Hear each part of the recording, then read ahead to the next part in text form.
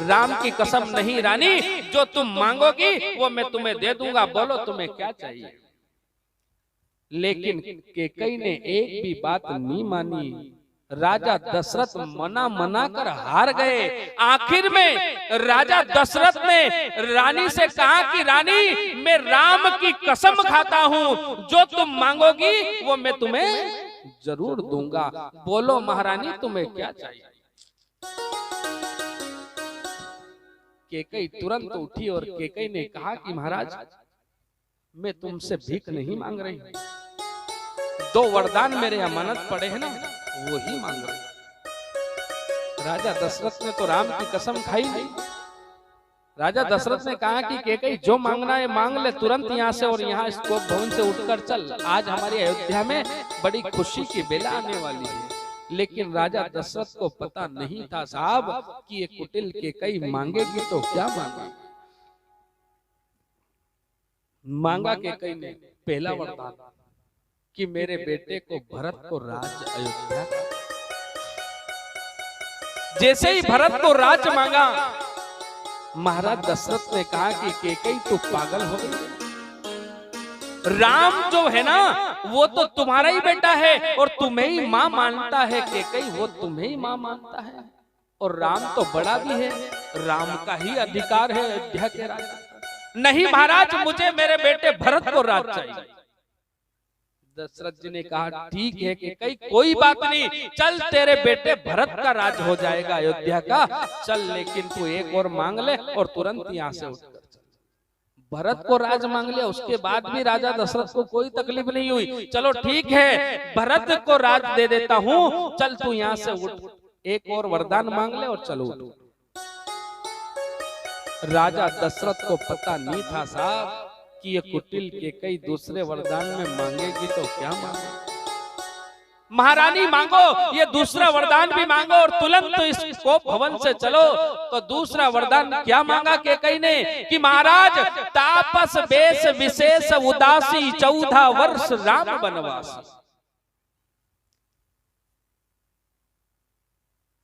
14 वर्ष का राम का वनवास मांगा।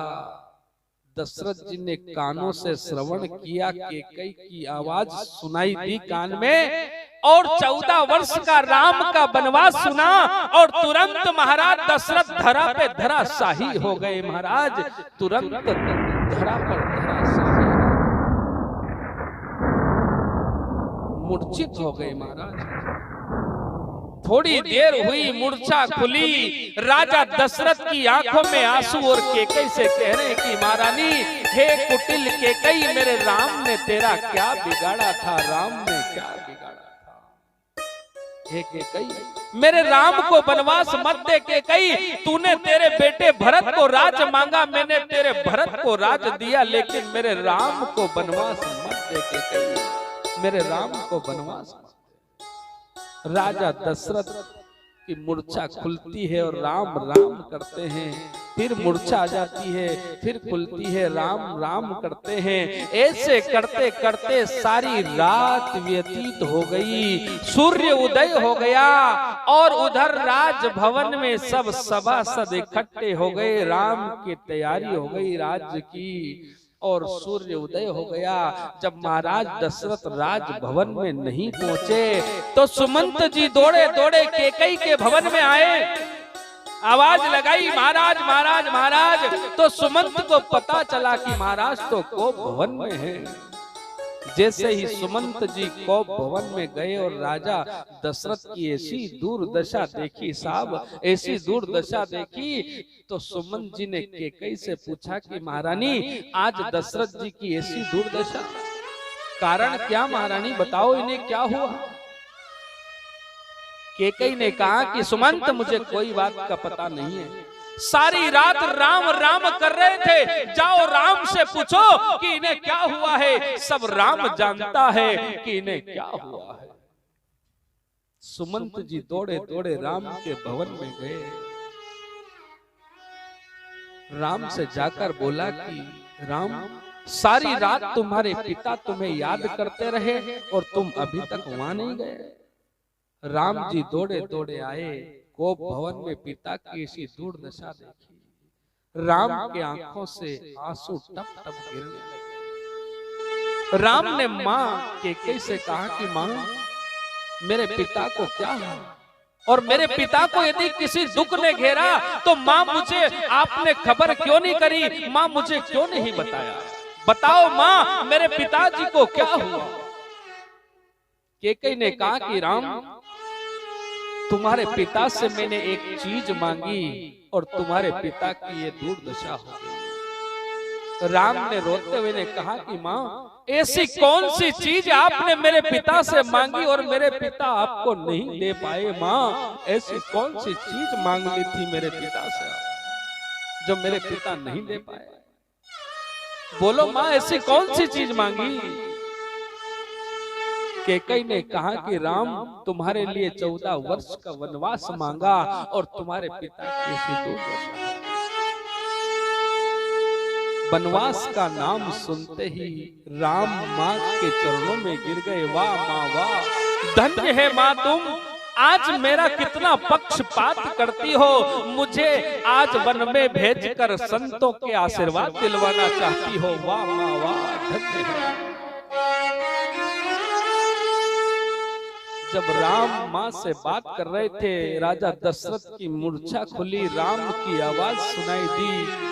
राजा दशरथ ने कहा कि बेटा राम इधर आओ, बेटा राम मुझे छोड़कर मत जाना, बेटा मैं मर जाऊंगा, बेटा मर जाऊंगा। राम जी पिता के गले से लगे, पिता रो रहे हैं, बेटा मुझे छोड़कर मत जाना, मेरे वचन को मत मानना, बेटा मुझे छोड़कर मत जाना।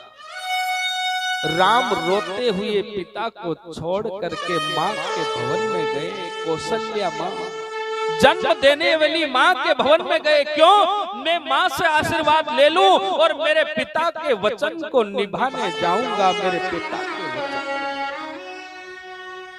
उधर मां के भवन के दरवाजे पर राम पहुंचे। कैकेयी कौशल्या क्या कर रही थी? भोजन बना रही थी। क्यों? आज मेरे बेटे का राज अभिषेक है, सुबह से शाम हो जाएगी, मेरे बेटे राम को भूख लगेगी, पहले उसको मैं भोजन कराऊंगी और उसके बाद राज्यसभा में भेजूंगी, कुछ खिला पिला कर भेजूंगी। कौशल्या राम के खाने की तैयारी कर रही थी। दिन भर मेरे बेटे को राज्यसभा में हो जाएगी, भूख लगेगी। जैसे ही राम मां के भवन में गए, माता कौशल्या ने भोजन की थाली लगाई और थाली लेकर दौड़ी। लो राम, अभी तुम राजभवन में मत जाओ, कुछ खा पी कर जा बेटा, तुझे भूख लगेगी। जैसे ही मां रोटी की थाली लेकर दौड़ी, रोटी का निवाला तोड़कर राम के मुख में देने लगी और राम ने हाथ पकड़ लिया और कह दिया कि नहीं मां, अब मुझे कभी भूख नहीं लगेगी, कभी भूख नहीं। मां कौशल्या ने कहा, बेटा क्या कह रहा है तू? हाँ मां, आज मेरे पिता ने मुझे 14 वर्ष का वनवास दे दिया है, बस मैं ये कहने आया हूँ कि ऐसा आशीर्वाद दे दे मां कि मेरे पिता के वचन को निभा सकूं। मां कौशल्या मां के हाथ से भोजन की थाली छूट गई और राम को गले से लगाकर रोती हुई मां कौशल्या कह रही कि जा बेटा, मेरा आशीर्वाद है तुझे, जा बेटा, तेरे पिता के वचन को निभाना बेटा, जा। सीता भी आ गई, लक्ष्मण जी भी आ गए, सभी बड़े जिद करने लगे। सीता कह रही कि नहीं नहीं प्रभु, मैं आपके चरणों से दूर नहीं हो सकती।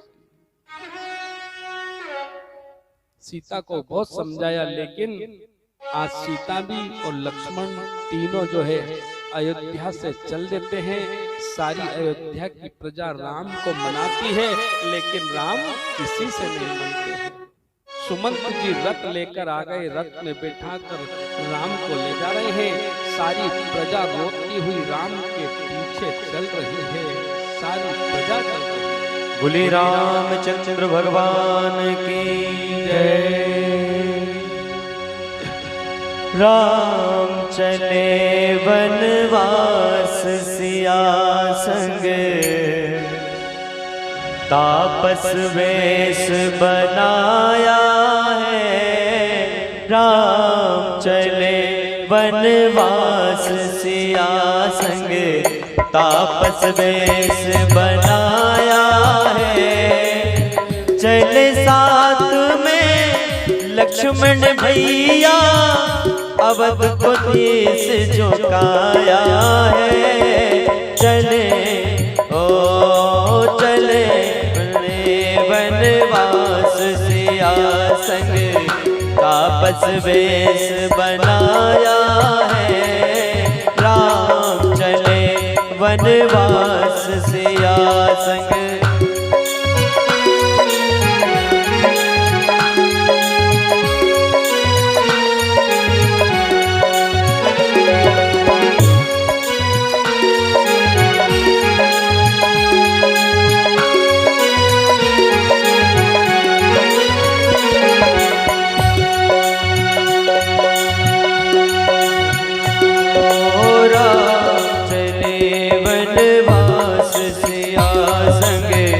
तापस वेश बनाया है। चले साथ में लक्ष्मण भैया अवध को शीश झुकाया है। राम चले वनवास सिया संग।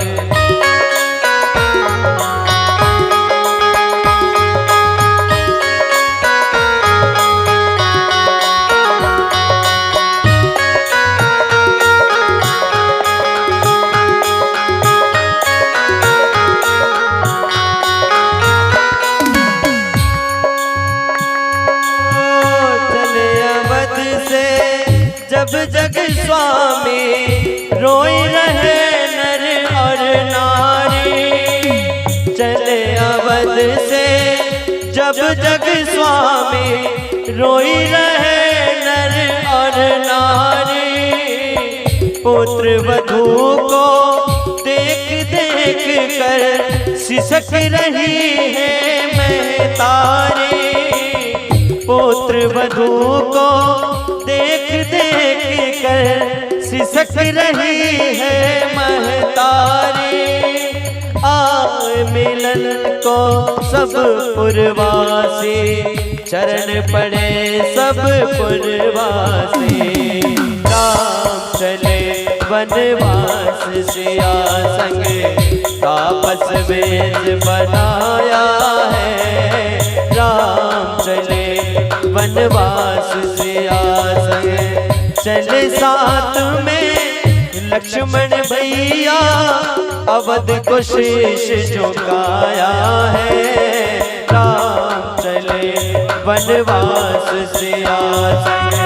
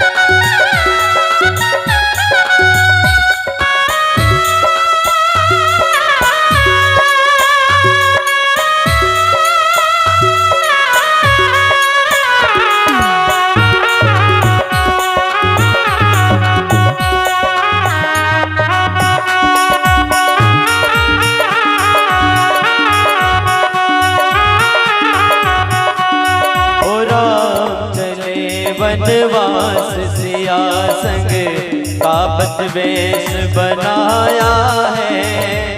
चले साथ में लक्ष्मण भैया अवध को शीश झुकाया है।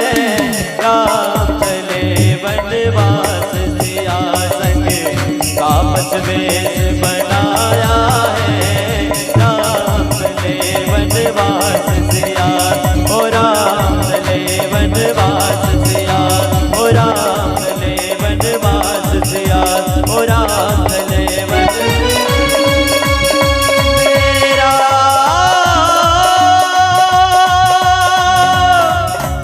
मेरे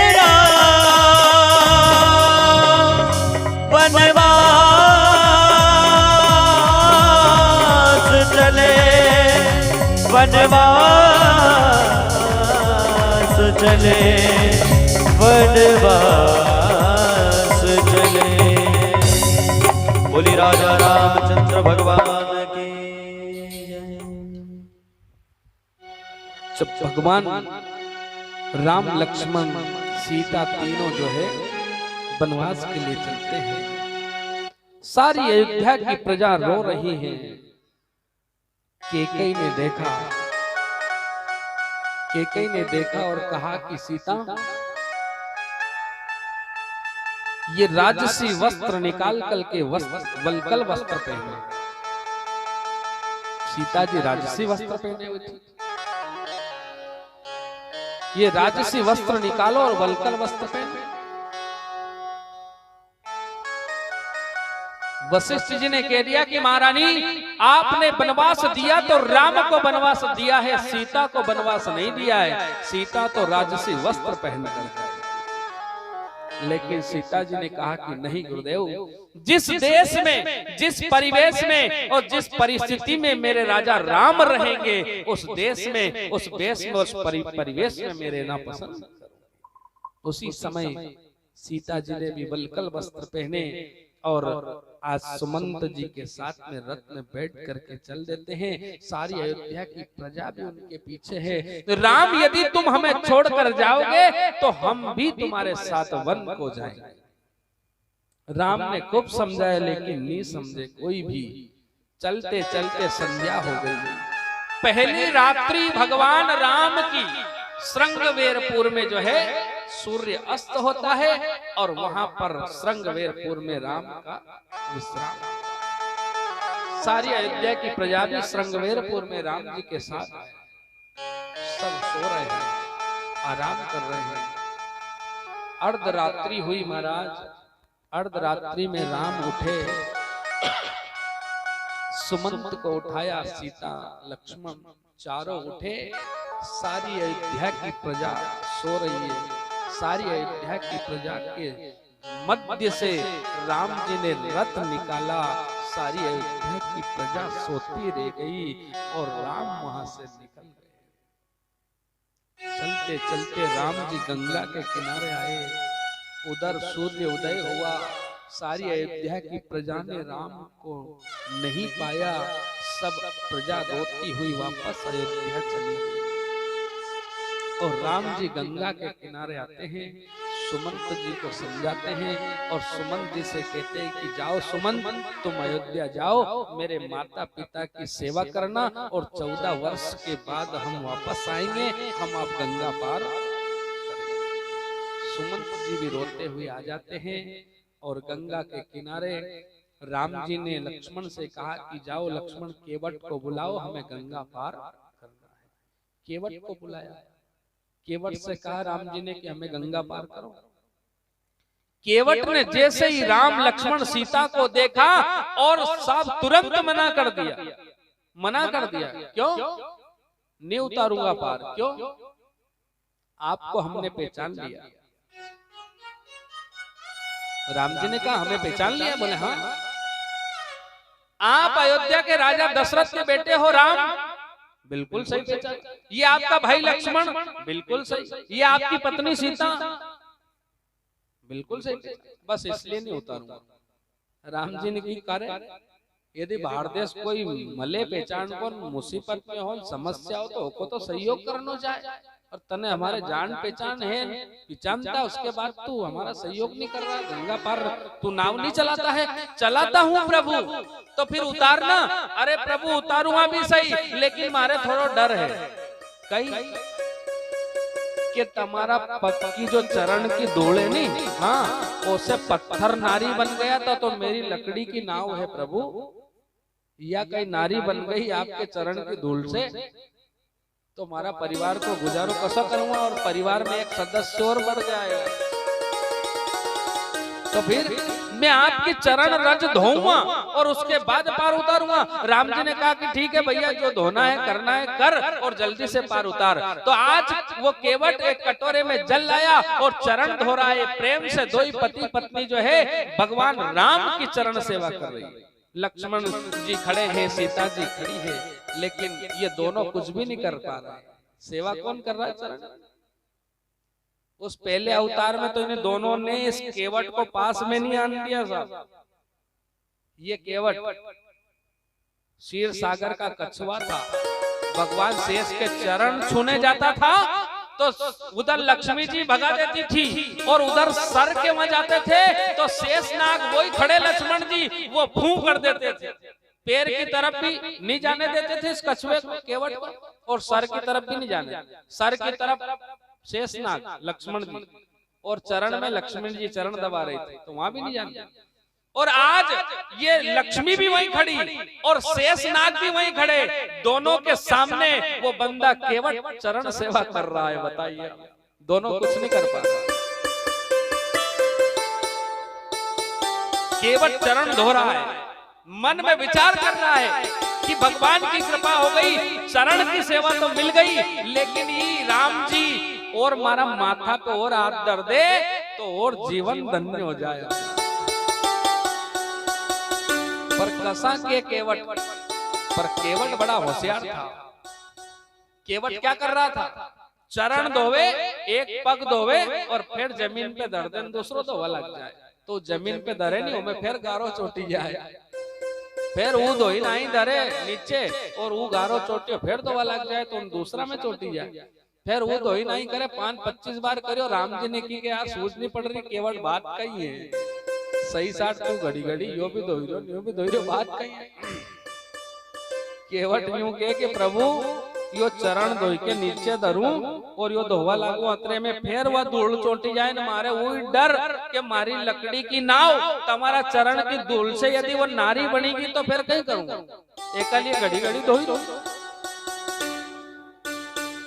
केवट ने की काम करो प्रभु, अब गारो नहीं चोटेगो, एक पग धोई के मारा घोड़ा पे धर लियो और दूसरो पग तुम्हारो धो दो। तो एक पग तो टकेलियो का घुटना पे और दूसरो तो राम जी गड़ के आई कहीं। तो केवट कहेंगे के काम करो प्रभु, के कहीं के एक हाथ से मारो माथो पकड़ लो तो फिर तुम कहीं नहीं जाओ। धन्य है केवट, एक हाथ से राम जी ने केवट के सर पे हाथ रखा, केवट का जीवन धन्य हो गया। राम ने कहा कि धन्य है केवट। रामायण में केवल एक केवट ही एक बंदा ऐसा है कि जिसके सर पर प्रभु राम ने सर पे हाथ रखा, तो केवट का जीवन धन्य।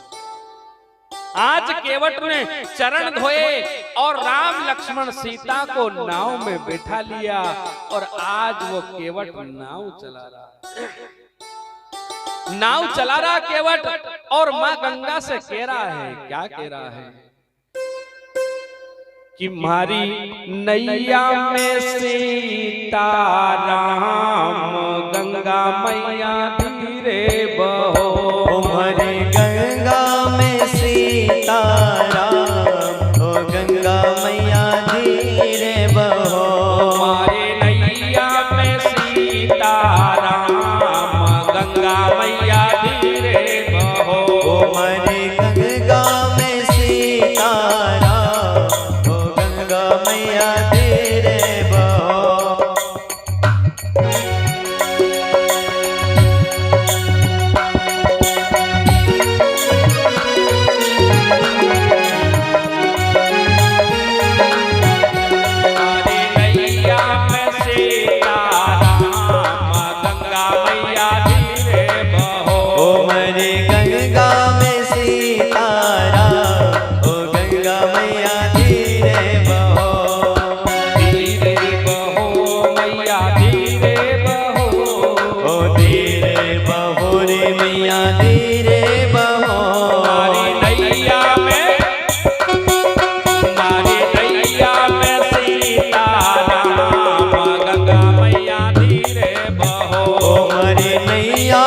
सीताराम गंगा मैया धीरे बहो।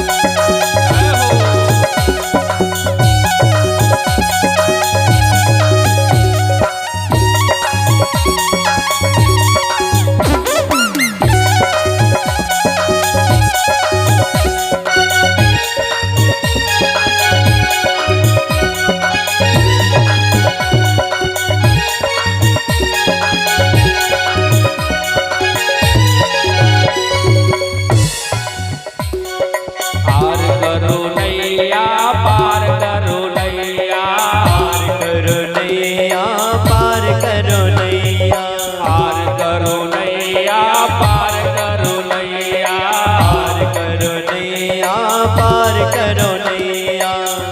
मारी नैया में सीता राम गंगा मैया धीरे बहो।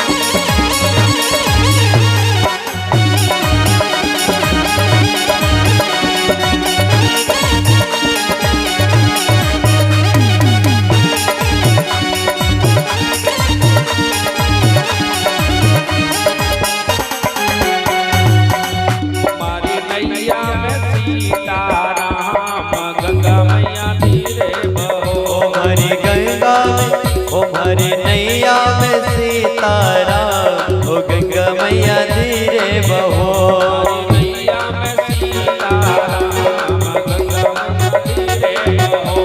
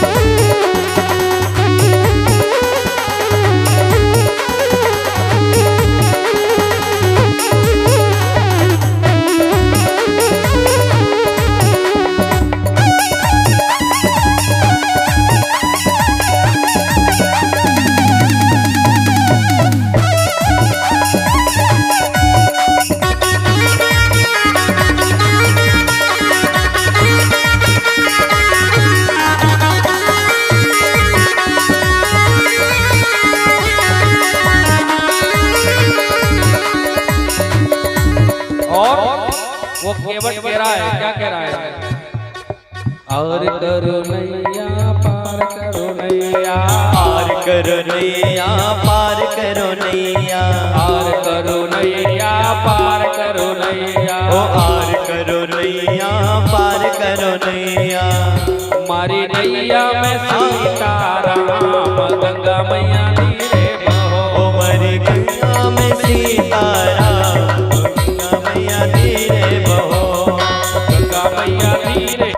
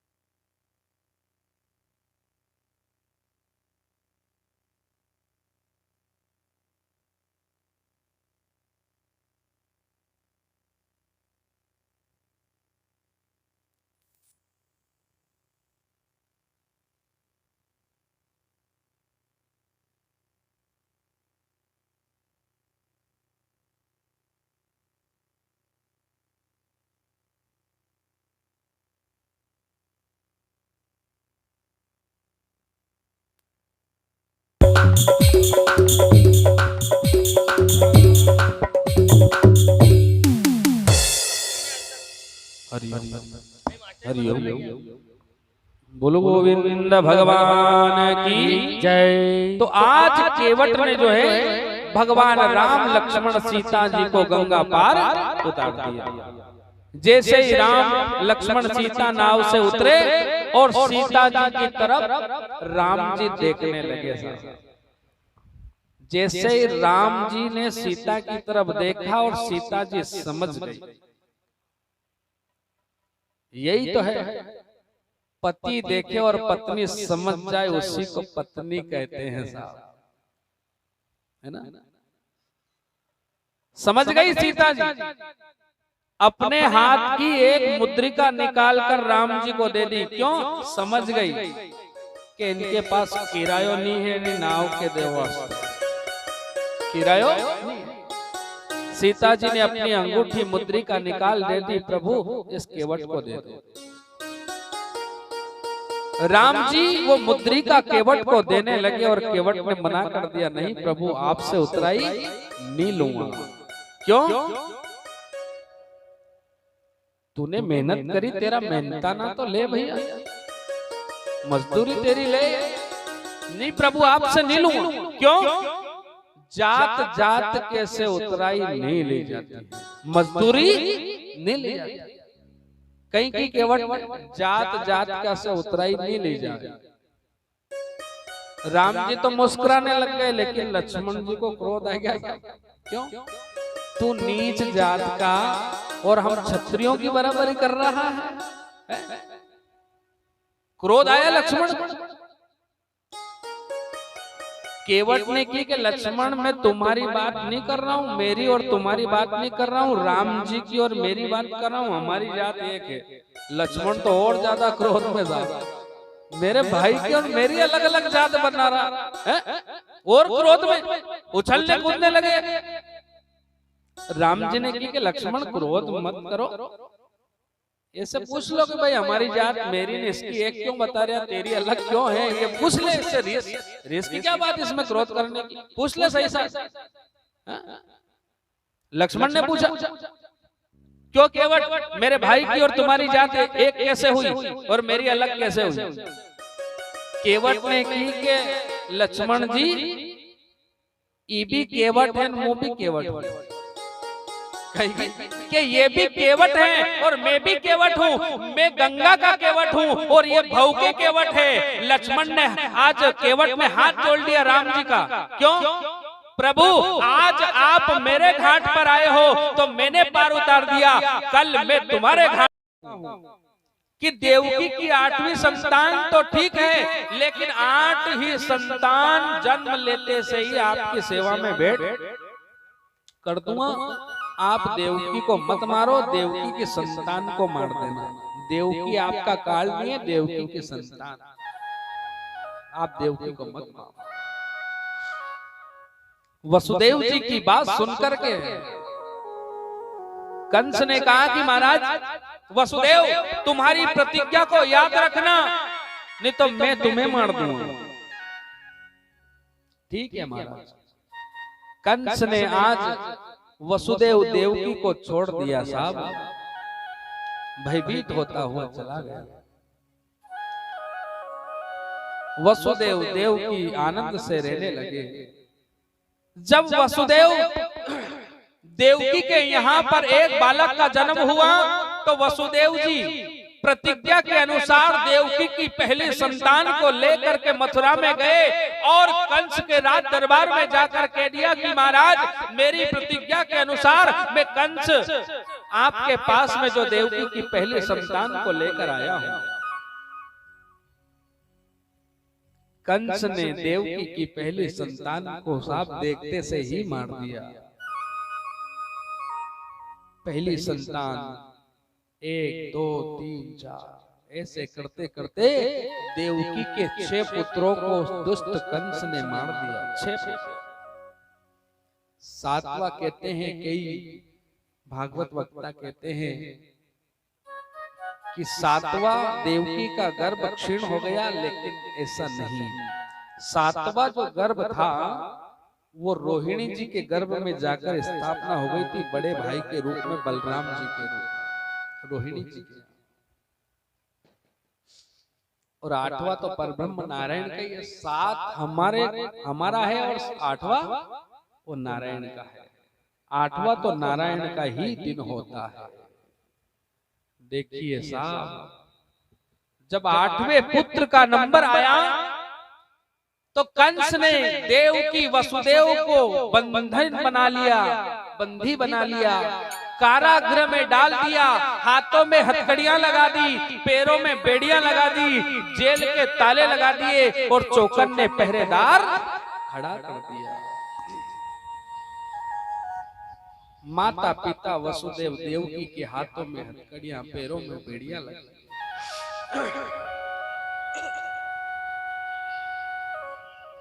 कारागृह में आज वसुदेव देवकी है, भगवान से प्रार्थना कर रहे हैं। वसुदेव देव की भगवान को याद कर रहे हैं और कह रहे हैं, क्या कह रहे हैं कि तेरा दर्द तो हकीकत में,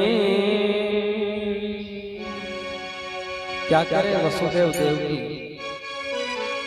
कि तेरा दर्द तो हकीकत में दुखियों का सहारा है। तेरा दर्द तो हकीकत में दुखियों का सहारा है। तेरा दर्द तो हकीकत में दुखियों का सहारा है। वो तेरा दर्द तो हकीकत में दुखियों का सहारा है।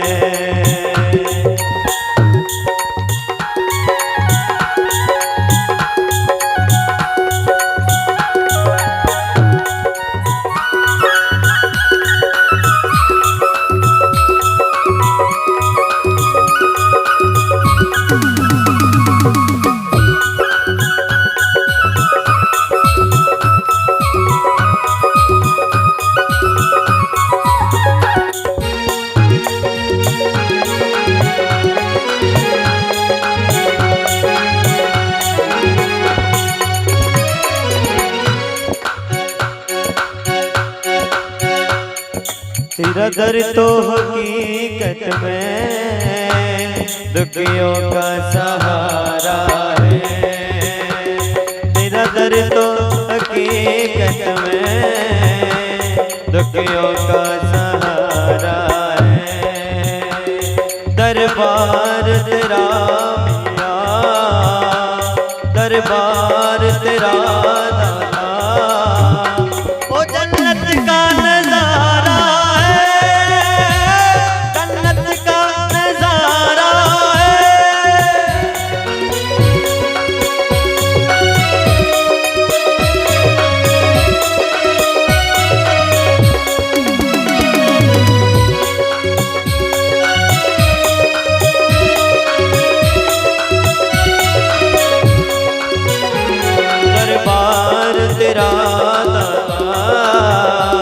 दरबार तेरा दाता, जन्नत का नजारा है।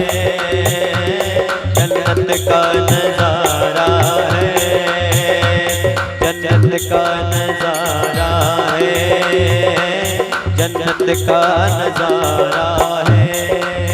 ओ जन्नत का नजारा है। बोलो गोविंद भगवान की जय। तो आज इस प्रकार देव की वसुदेव कारागृह में भगवान से प्रार्थना कर रहे हैं कि हे प्रभु अब तो आओ, प्रभु हे गिरधर अब तो आओ। देखिए साहब, देव की वसुदेव की करुणा भरी पुकार जब भगवान नारायण ने कारागृह में सुनी, उस दुष्ट कंस का आतंक को देखा, तो वही समय आया साहब। कौन सा समय?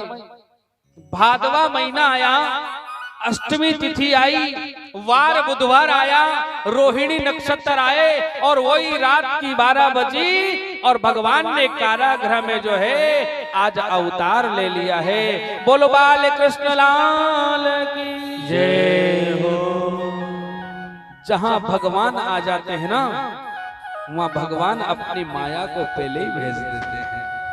और जहां भगवान आ जाते हैं वहां जो भक्त रहते हैं ना, उन भक्तों के सब बंधन क्रॉस हो जाते हैं, सब बंधन टूट जाते हैं।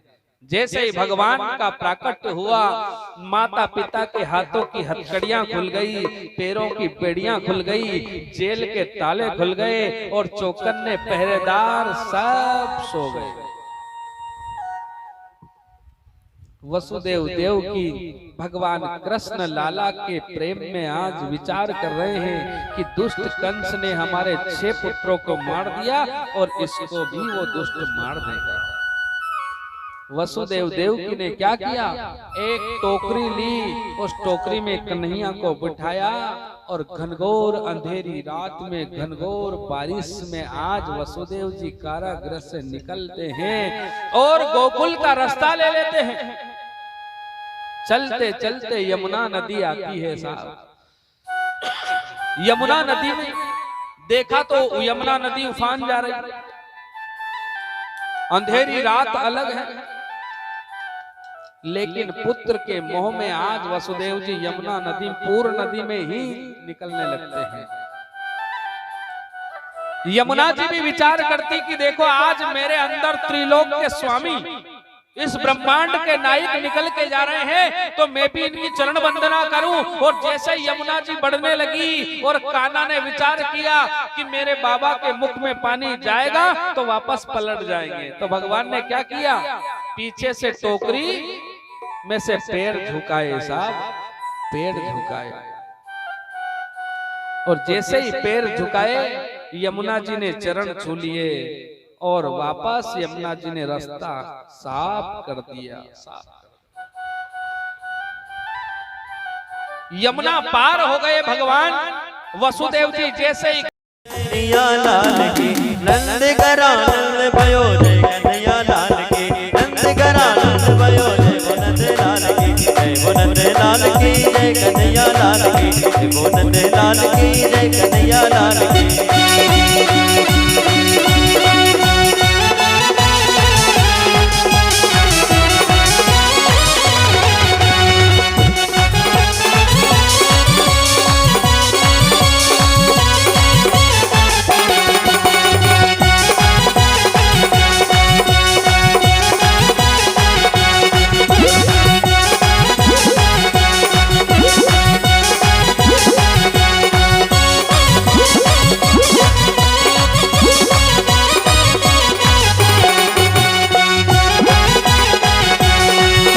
मुकुट सिर मोर का मेरे चित चोर का, मुकुट सिर मोर का मेरे चित चोर का, दोने न नैना नैना, दोने न नैना नैना, दोने न घनश्याम के कटिले कटार से, दोने न घनश्याम के कटिले कटार से, दोने न घनश्याम के कटिले कटार से।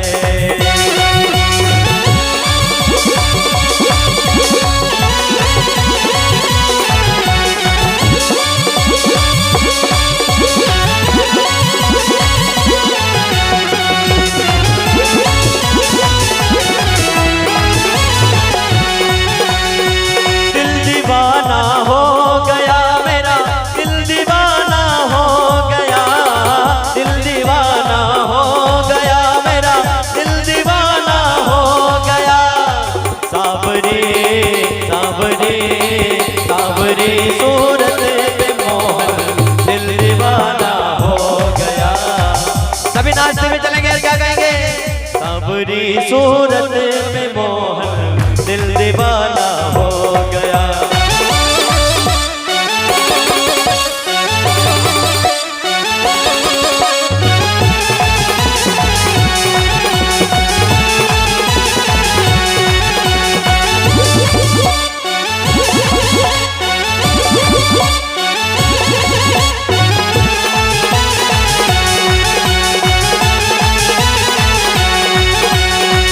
एक तो तेरे नैन तिरछे, दूसरा काजल लगा, एक तो तेरे नैन तिरछे, दूसरा काजल लगा, तीसरा तीसरा तीसरा नजरे मिलाना दिल दीवाना हो गया, तीसरा नजरे मिलाना दिल दीवाना हो गया।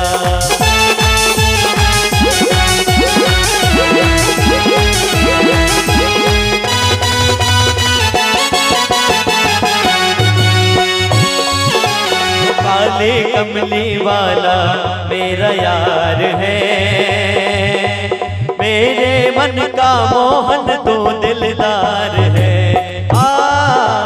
काली कमली वाला मेरा यार है, ओ मेरे मन का मोहन तो रहा लुट रहा लुट रहा रे, शाम का खजाना लुट रहा रे। देखो लुट रहा लुट रहा लुट रहा रे, शाम का खजाना लुट रहा रे। लुट रहा लुट रहा लुट रहा रे, शाम का खजाना लुट रहा रे।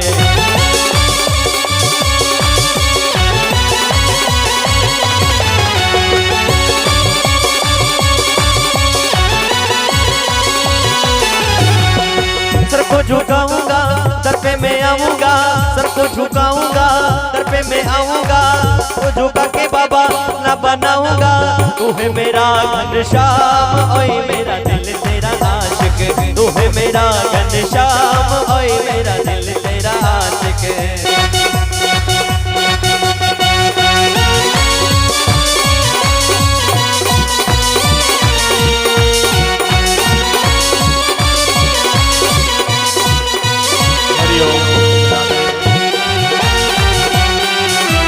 देखो जो सामने सब जो खड़े हैं ना वो सब बैठ जाएं, जिसको नाचना है भले नाचो, लेकिन आप लोग यहाँ पर ऐसे खड़े रहोगे तो पीछे वाले कहेंगे कि लो ये तो सब खड़े ना, हम क्या करें यहाँ पे। तो ऐसा नहीं, सभी को आनंद लेना है भगवान के जन्मोत्सव का।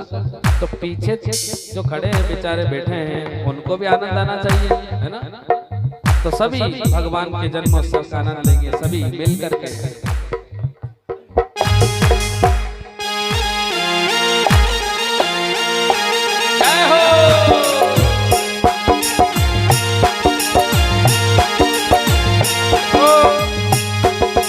मत डालो रे सावरिया मारो गुजर मारे रे, रंग मत डालो रे, रंग मत डालो रे सावरिया मारो गुजर मारे रे, रंग मत डालो रे, रंग मत डालो रे सावरिया मारो गुजर मारे रे, रंग मत डालो रे, रंग मत डालो रे सावरिया मारो गुजर मारे रे, मत डालो रे।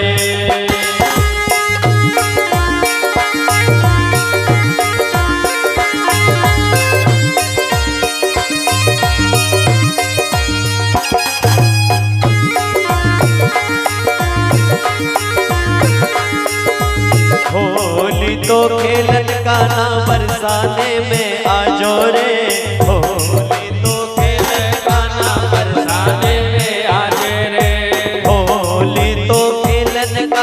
बरसाने में आजो रे, होली तो खेलन गाना बरसाने में आजे। राधा रुक्मणी सा लेता आजो रे, रंग मत डालो रे, अरे रंग मत डालो रे सावरिया मारो गुजर मारे रे, रंग मत डाले रे।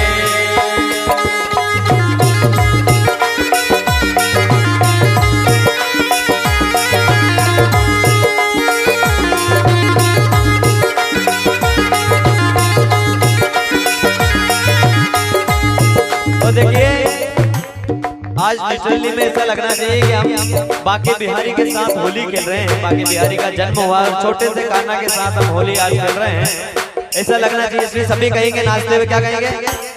ओ आज रिटर्न में होली रे रसिया, आज रिटर्न में होली रे रसिया, ए होली रे बरजोरी रे रसिया, होली रे बरजोरी रे रसिया, आज बिरज में होली रे रसिया, आज बिरज में होली रे रसिया।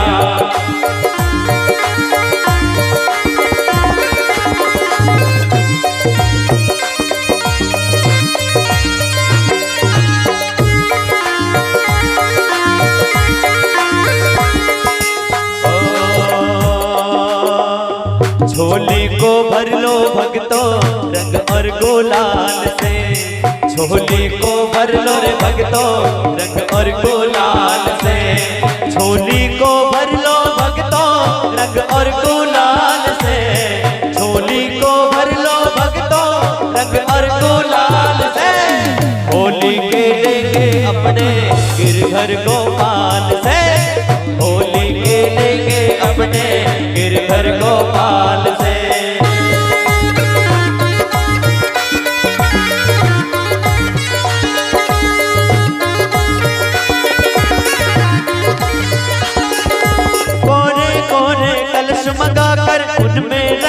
गुलाना, उनमें रंग गुलाना, कोरे कोरे कलश मंगाकर उनमें रंग गुलाना, लाल गुलाबी नीला पीला, लाल गुलाबी नीला पीला, केसर रंग मिलाना मिलाना। और बाकी बिहारी बड़े टेढ़े मेढ़े चलते हैं जब छोटे से रहते हैं जब, इसलिए बच बच के चलना उनकी टेढ़ी मेढ़ी चाल से, बच बच के चलना उनकी टेढ़ी मेढ़ी चाल से। होली खेलेंगे अपने गिरधर गोपाल से, होली खेलेंगे अपने गिरधर गोपाल से।